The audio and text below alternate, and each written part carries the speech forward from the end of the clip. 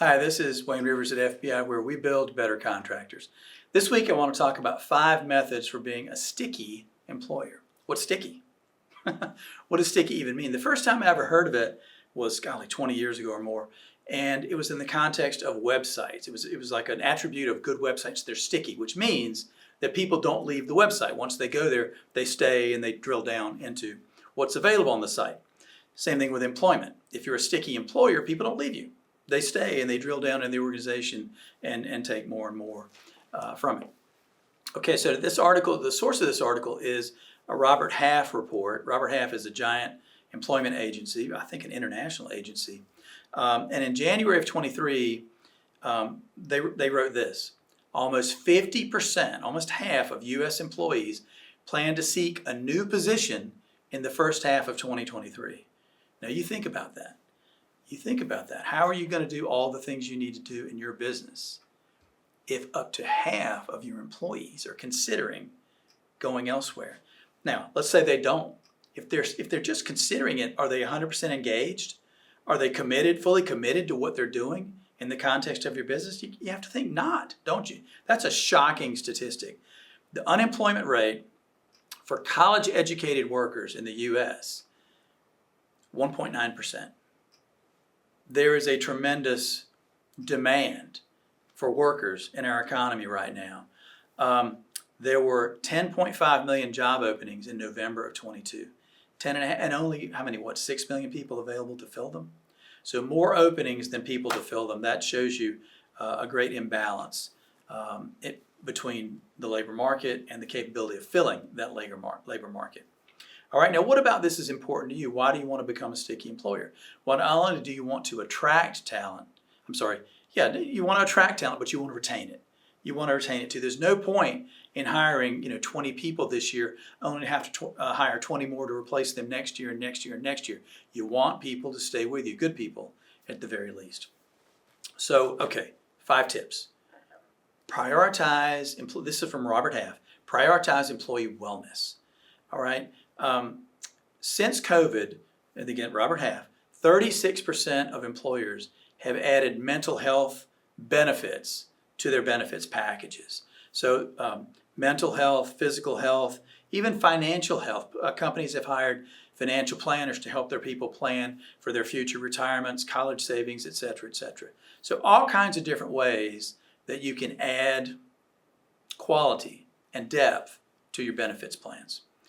2, embrace flexible work arrangement. 60% of employees today want flexibility. 34%, according to Robert Half, want to be 100% remote workers. Wow, a third. Are kind of demanding remote work. Are you really rigidly going to say you got to be back in the office? It's in the headlines now. Some of the big companies, the Fortune 500 companies, are saying we want 100% back in the office. It has to be that way. Construction's always had this hybrid arrangement. Office workers do this, but field workers do that. How are you going to be flexible? You're going to have to be flexible. Figure out how it applies to you. The third thing, invest in your employees' professional development. From entry-level people, get them training, all the way up to the C-suite people, get them training too. You want people to have real skills, and by giving them access to courses, training programs, whatever, that shows the employees that you're invested in their career success. The fourth thing, again, this is Robert Half, not FBI, step up your succession planning.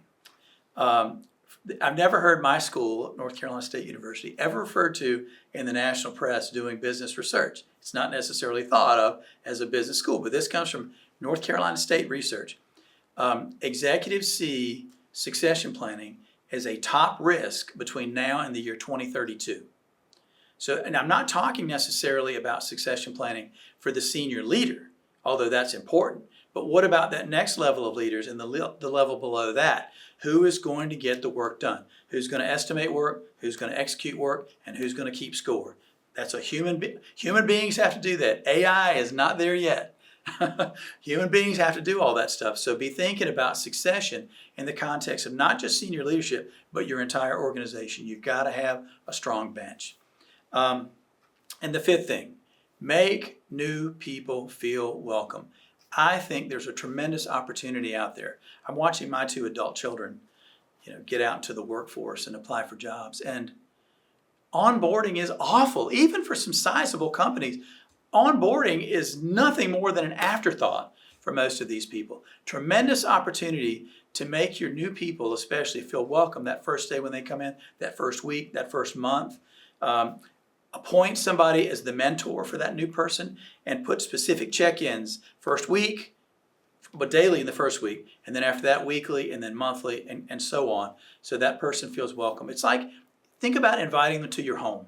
How would you treat someone who's coming to your home to visit for the first time? Make them feel welcome in that way.